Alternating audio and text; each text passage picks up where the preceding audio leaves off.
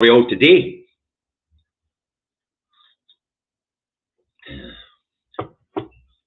Just check and make sure you're up on Facebook.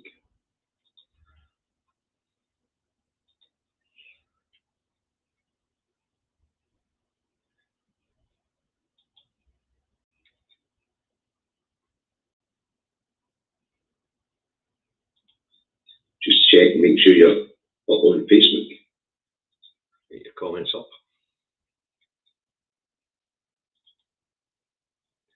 Right, that's that sorted. And who we got this morning? Morning, Chris, Ali, Jim, Scottish van driver, Jane, Hugh Taylor, and Stuart, Barbara, Susie, Stephen, Robert, John, Maggie, Kirsty, Alistair. Morning, Margaret, how's Australia? Morning, Ian. Well, numbers are climbing nicely. So, a wee second more, a few more of you get on board, then we'll get today's broadcast underway. Okay, wee sip of my coffee. Morning, Bournemouth.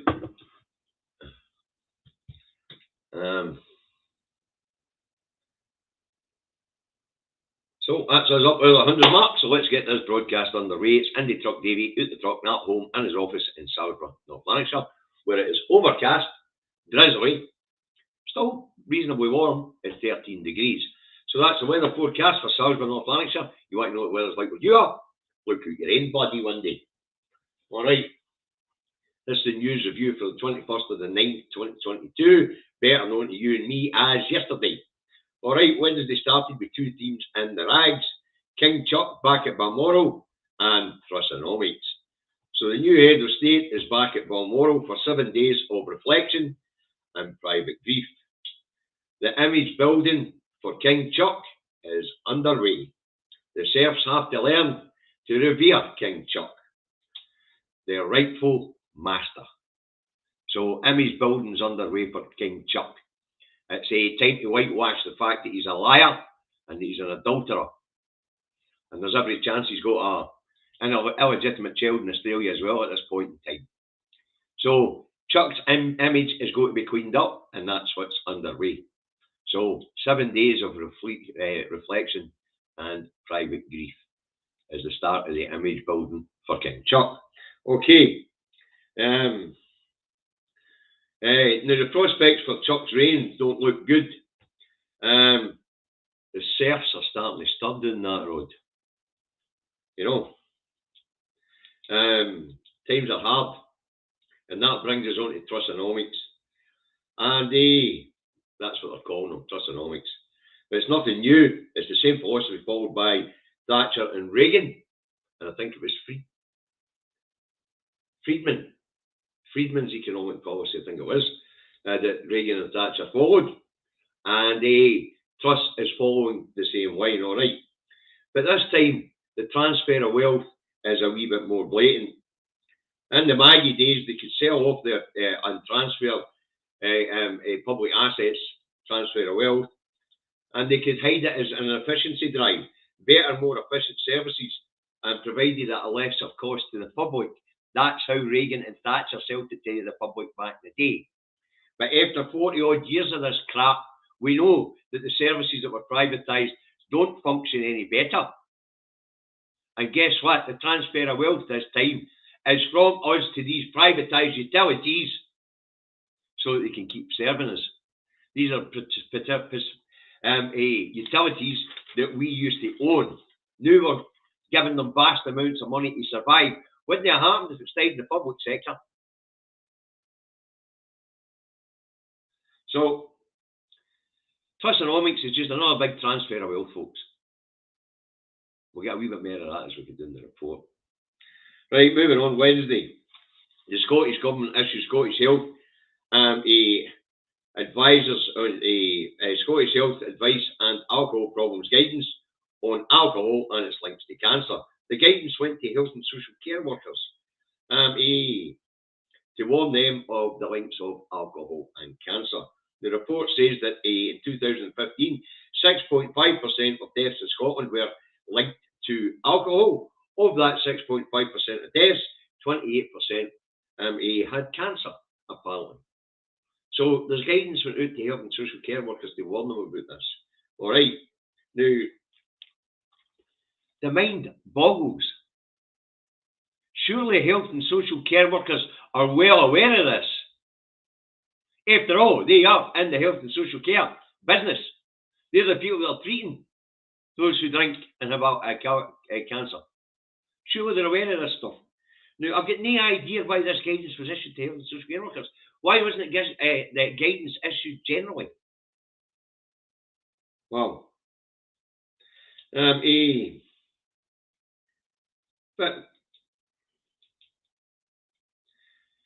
what I do know is that on the issuing of this guidance to health and social care workers, the Pravda picked it up and used it to paint the typical stereotype English view of the Scot as a drunk. The mind boggles. I have no idea what the story was all about. Even I know the link between alcohol, cigarettes, bad diet, cancer. It's all there. I'm sure health and social care workers don't need it. We'll get a wee bit more into health and social care workers but in a minute. You know, moving on, Wednesday, Health Secretary Humza Yousaf says he expects an immediate improvement in A&E services after last week's figures of only 63.4% of people being seen and the recommended or the guideline 4 hours to process people for the in the hospital door, treating them and getting them on to further treatment, or in the hospital door, treating them and getting them out the door. That way a factory process, I suppose. But I don't fancy his chances. Good luck with that. You know, the NHS is on its knees. Our brave health and social care workers have been on the front line fighting a hard pandemic for 2 and a bit years. All right. Every one of them is bloody well exhausted. Now, last week there was 661 people still in hospital with COVID. And the winter's just round the corner. And 1 in 45 people in Scotland are carriers still of this disease. And who is it that's getting whacked with it? With the 3,300 odd new cases last week? You bet your boots that a huge slice of that was health and social care workers. So the chances of an improvement anytime soon are no great when you take into consideration the backlog of other services which have been reinitiated and now have to try and catch up. The NHS, I'm afraid, is stretched to its limit at this point in time. But with the winter just coming round the corner, I guess what Humza Yousaf should be doing is sitting down with all departments across government and society and saying, what can we do to help the NHS? What can we do to alleviate some of the stress on our hard-pursed health and social care workers? It's not always throwing money at it. You know, if you're working to the bone, you can't spend money anyway. You need time. So, Humza's hope that he can get the NHS waiting times down anytime soon, I don't fancy his chances. But to be honest with you, what they really should be doing is looking at how we're going to help these people as winter comes in. Because we're expecting a big resurgence of COVID this winter. The vaccine rollout or the booster rollout's already underway. Right, moving on. On Wednesday, and Dougie Ross, or Dross to you and me, his jacket's on a sugary peg. Alright, now this is just his latest gaffe. Now there was an article in the Times about Dross offering the job of chief researcher to a guy called Craig Patterson, who claimed to have been a senior advisor to a previous Labour MP, Jim Murphy. Now Dross fanfared this guy being hired as a major coup because the guy had been a major part of Labour strategy back in the Murphy days. Well, you know what happened with Murphy, he failed. So even if this guy had been associated with Murphy, you wouldn't be hiring him anyway because Murphy failed. But as it turns out, Jim Murphy turns out and says, I don't know this guy, never heard him, never employed him. So Dross has got egg all over his face. Absolutely. Just another gaff. So the Tory party here in Scotland are starting to look at him and say, this one's a dumpling. Time to move on. Time to get another dumpling in the chair. So, Doogie is a big red beak and a big red neck, and he's blushing like hell because this Craig Patterson, well, he's had to take away the job offer to this guy in light of the fact that the guy had misled him on his CV. Now, if Dross wanted to really brass it out, he should have hired the guy and said, well, he's the type of guy that Tories like, a scheming, a scheming liar, out for his own interest, right up a Tory party street. Dross should have hired them. Anyway, moving on, Wednesday. And there's to be a review into Police Scotland's handling of protesters in Edinburgh and elsewhere in relation to the death of the Duchess of Balmoral. Concerns were raised over one particular incident, police following a young woman protester and demanding to know where she lived. Now, there's a greater discussion to be had here, folks. Our freedom of speech and expression. Anywho, Keith Brown, Justice Secretary, says the matter will be up to be discussed at the next meeting of the Police Authorities Board next month. But as I say, it's a biggie, this one. So it is. We're getting people dragged into court for protesting. That's not on. Right to protest, right to freedom of assembly, right to opinion, and right to express that opinion. They're all human rights. They're all basic rights.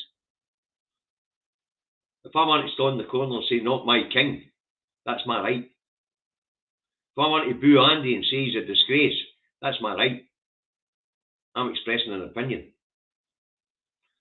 The idea that Police Scotland were huckling people because they were monarchists, or Republicans to you and me. Scottish Republicans in this case, because we don't want the connotations there is with Irish Republicanism, even though that was a made-up shower of shite and all. Sorry, I didn't mean to swear. But there is a big discussion to be had here about freedom of speech and expression. And it is pretty concerning that Police Scotland are willing to lift people for showing anti-monarchy tendencies. Nuts. Right, also Wednesday, doing that road, PM Truss is in the US of A meeting Biden. Biden didn't like Bojo, and he hates Truss. Right? Anywho, at the meeting they discuss the NI protocols and as Biden puts it, the necessity of maintaining the Good Friday Agreement. So Truss is basically in Biden's office to get a tick and a half.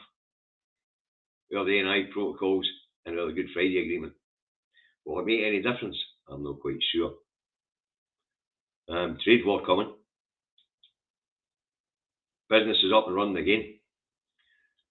They did have talks on Monday, the day the Duchess of Balmoral's funerals. The Irish and UK governments had talks about the NI protocol, so we'll see where that goes.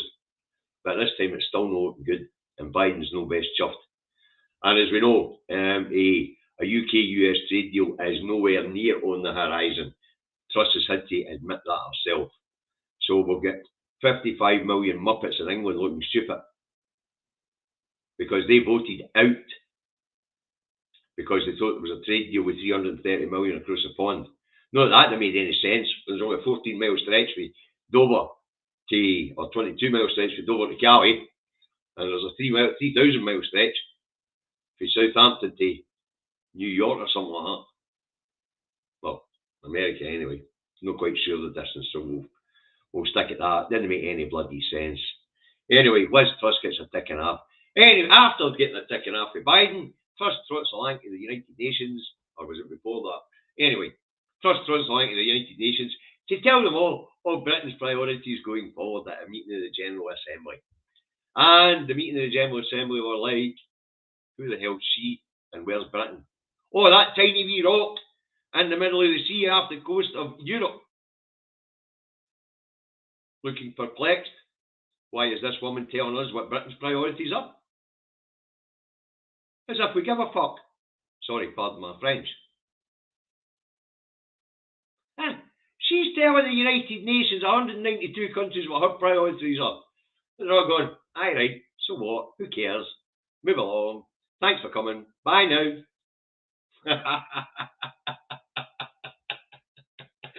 Absolute mental. Little Britain standing in the World Forum giving it, this is what we're prioritising. The World Forum going, who gives a shite? Absolutely brilliant. Pure comedy gold. Hey, also, as I say,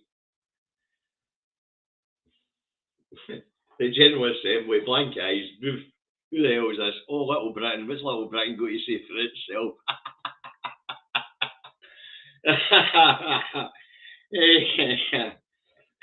Anyway, the rest of the UN sitting there going like, shut up, we've got problems of our own to deal with. Still got a bloody global pandemic going on that you're trying to convince your population doesn't exist anymore. Spanners, go away. Right, moving on Wednesday, back here in Scotland. And there's a report saying poverty's on the rise and the Scottish Government needs to take action. All right, now this is for the Poverty Action Group Scotland and Audit Scotland, this report. And it's saying that since 2017, poverty's been rising. Oh, just mind-bending stuff. Absolutely mind-bending stuff. State the obvious. Poverty was always going to rise. When we choose to leave a market of 450 million people with no markets to sell to and nothing but the internal market, of course poverty was going to rise. Wow, mental. Anyway, they want the Scottish Government to do something about it. Well, here's a wee news for you, Audit Scotland and Poverty Action Scotland. Guess what? The budget's fixed. There is no more in the pot. The public services want 10% pay rises. They can't tax us anymore because we're all skint. There's no magic money tree in Scotland because the people in Scotland voted to leave the magic money tree in Westminster in 2014. Want to sort out poverty, Audit Scotland. Stop talking piss and just right. Vote for independence across your bloody seats. Bring in our own central bank. Use our own resources and let it trickle south of the border.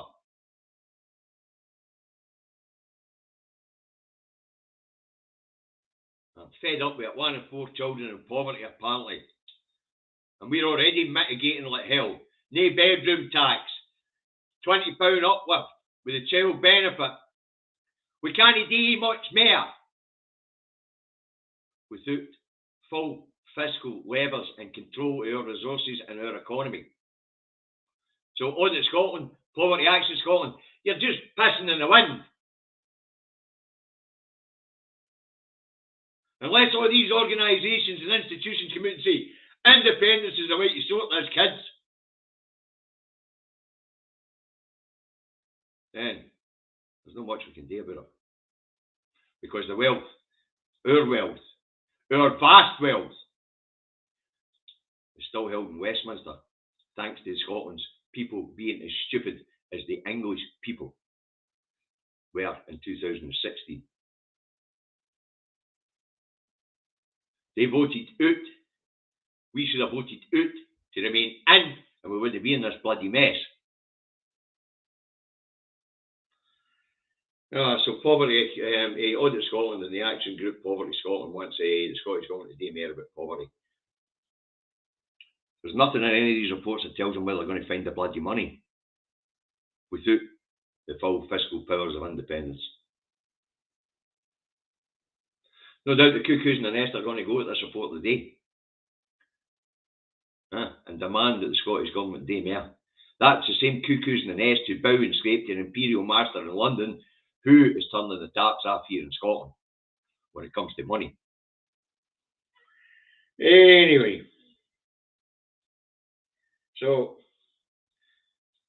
we ran for his own poverty action in Scotland.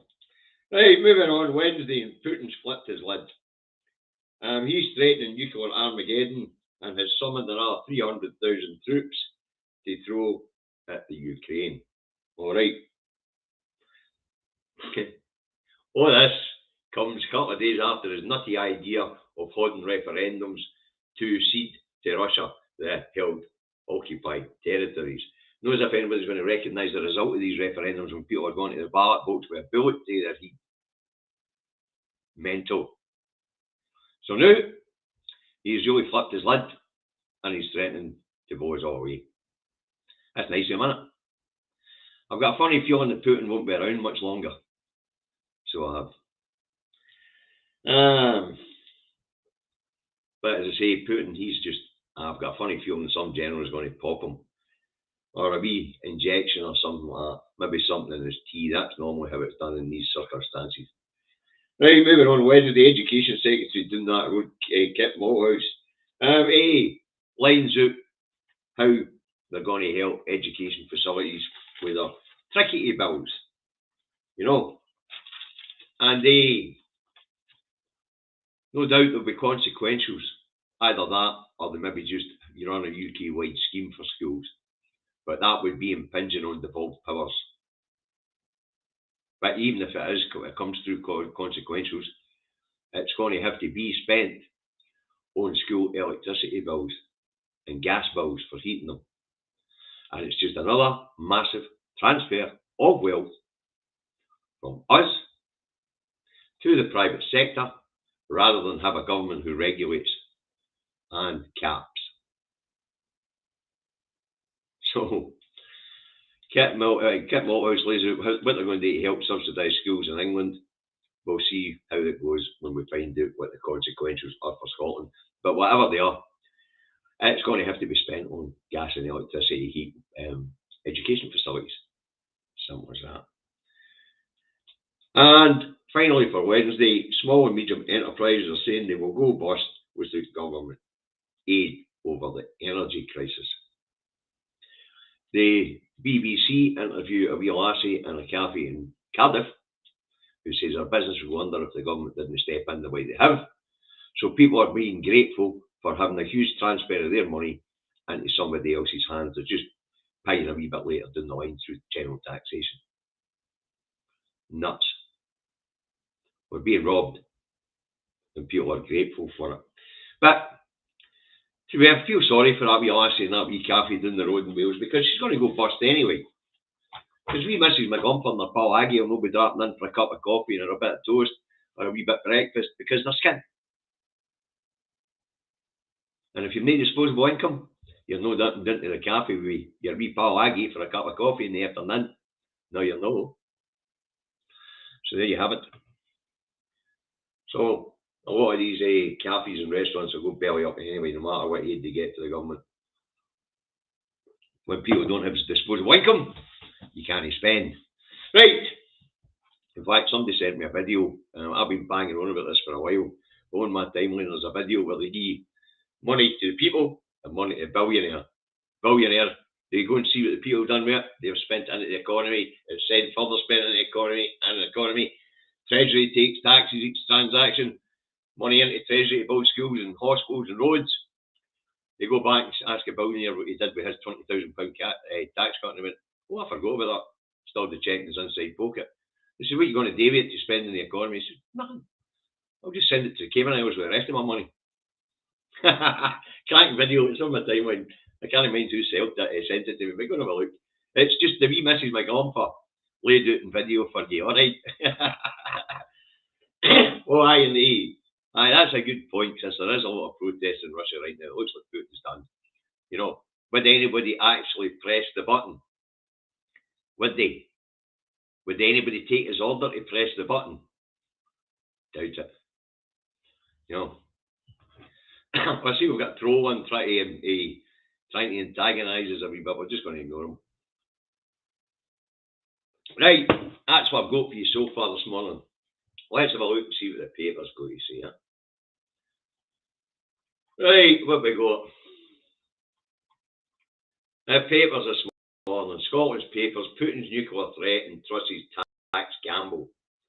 Biden condemns Putin's nuclear threat to West, saying, the loony rag, the field, says we won't be cowed by Putin's nuclear threat.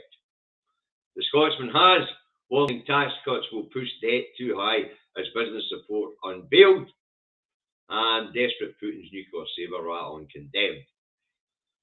The Daily Tory graph, desperate Putin will be defeated, says Truss. Very good. And apparently Sturgeon must back economic growth to avert new tax crisis. What? Inward investment in England last year, 1%. Inward investment in Scotland last year, 8.6%. I don't think Sturgeon's got much work today. Scotland's flourishing. And actually, I was just reading this morning, somebody posted on my timeline that the Everly Group, I think it's Everly Group, are moving into Scotland. And they've got massive new office space.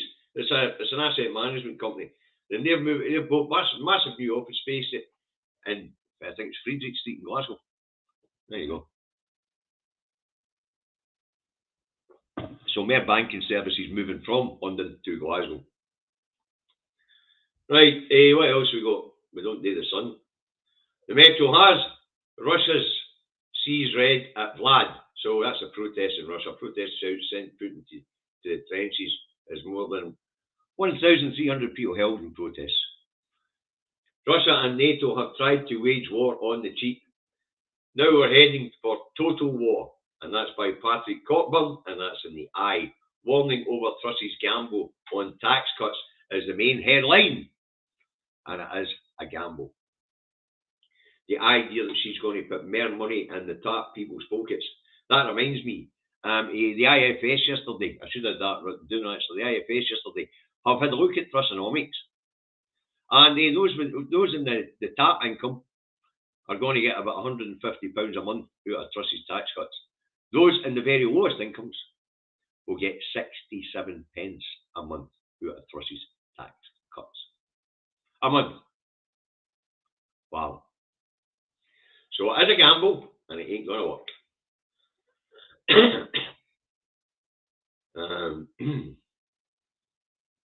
Right, and the Edinburgh Evening News says multi-billion plan to have energy bills, business, schools and charities to benefit, but warning PM is gambling with UK economy. Truss rolls the dice. That's exactly what she's doing. The Loony Rag, the Express has Scotch bosses hailed Truss energy boost. No, they don't. And just to highlight it, the Herald has 30% rise in Scotch firms going bust as energy costs soar. So here we go. We've got one Brit Nat Rag saying Scottish bosses are celebrating, and another Scottish rag saying they're going bust at a rapid rate of knots. There you have it.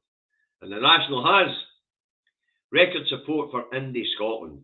Major new British social attitude survey finds massive 52% backing to exit union in 2021 fieldwork. So the study was done in 21. This is now 22, and they're telling us that 52% back exiting the union. Professor Curtis highlights stark impact of Brexit. It's now a debate about which union you prefer, apparently. So apparently our independence is now about which union we prefer. And the National's political reporter explains why this poll matters for Northern Ireland too. Well, I haven't seen my copy of the National today. I just need to wait until I see that. The Record has 5 Brit prisoners of war are set free. Very good. And we're up for the cup. We're up for the cup. And that's cheeky Yorkshire club in Scottish Trophy Brid. Apparently Doncaster, which is officially part of Scotland, because the 900-year-old treaty says they want to play in the Scottish Cup. Like a wee bit of madness even there. The Press and Journal goes on a care home scandal. Multi-agency investigation is looking into quality issues at a care home in Murray. And the Courier says the community bids to ease housing crisis. Local group to build houses so that young can afford to stay where they are. And the Star, what's the Star go for his day? The Star's go for his day. Royal X-Files, E.T. thrown home. Investigators call for space-obsessed Prince Phil's UFO dossier to be open to public. Ah, well, the Star's back to normal. Absolute garbage. Brilliant. Apparently Doncaster and Darlington will be welcome additions. Ah, well, and a couple of Diddy teams in the couple don't make any difference.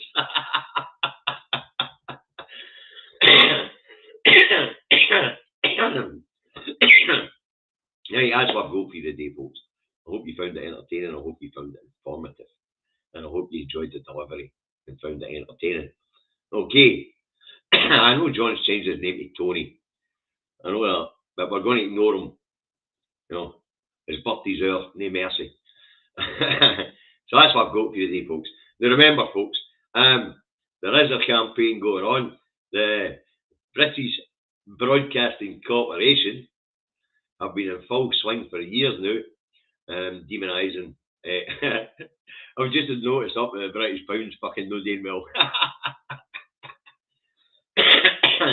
Yeah, I think somebody's spamming me here.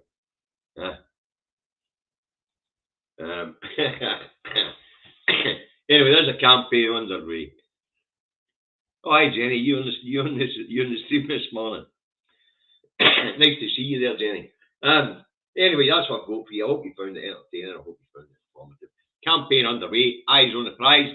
Learn your how you gonies and get out there and win hearts and minds. Now, Sarah Sayers and the Salvo Group have launched the Scottish Liberation, whatever they're calling it, group, and they're looking for 100,000 signatures. So, if you want to sign up to it and help them get underway, or avenues out there that can be opened up to show Scotland's plight in this democratic union, well, you know. So, as I say, eyes on the prize. Plenty of how you going. He's get out there and win hearts and minds. As far as I'm concerned, there'll be a referendum the 23rd of October next year. Simple as that. Democracy will win out. Right, support the independent media, support Broadcasting Scotland, support Independence Live, support Indie Live Radio, Caledon Media, Tours Radio, iScot Magazine, National Newspaper, support independent bloggers and bloggers. Jenny there, Random Scottish History. A lot of good YouTube channels out there as well, very informative. Okay, now, if you're on YouTube, smash the like button, press the bell notification button, and subscribe. If you're on Facebook, press the like button, and comment, and I'll read them later. Okay, and share around if you like what I do. Alright. So, now, health messaging, folks. Oh no, Indie 2 Cafe is a charity night this weekend. I can see the posters for it after all. Don't have to put it up there for anyway, it's too far away for you guys to see it. Anyway, it's this weekend, 24th of September. General Motors Club Holytown, 7:30 kick-off. Tickets are tenner, include buffet and raffle tickets. There's still tickets available. You can get them at acare53@gmail.com, or you can let Agnes and the team at Indie 2 Cafe know that you're going to be paying at the door, and by notifying them in the Indie 2 Cafe group that you want to go. Okay. Where are we? Health messaging. Remember, there's 2 bits of guidance still out there, and that is if you're in an enclosed public space, wear a mask and clean your hands and surfaces regularly. Now, if you're not feeling that well, social conscious folks, mask up. Alright, do a bit of social distancing. And if you're still taking tests, submit them to NHS Scotland. It's generally health and social care workers that are taking the tests at the moment with NHS tests. Use live in your communities to submit your test results. Okay. Now have a nice day. We'll be back tomorrow to do it all again. Ciao for now.